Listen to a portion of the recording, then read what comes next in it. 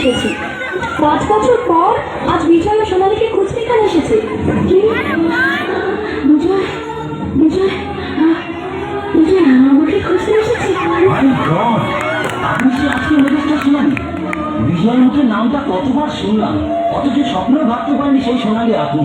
আপনার জন্য তো বিজয় নিজের রেকর্ডিং ছেড়ে দিয়ে আপনাকে ক্যাসেট করার সুযোগ করে দিয়েছিল। আপনার জন্য বিজয় ভাইজাগ গিয়েছিল, নিজের কিডনি বিক্রি করে 50,000 টাকা সে জোগাড় করেছিল।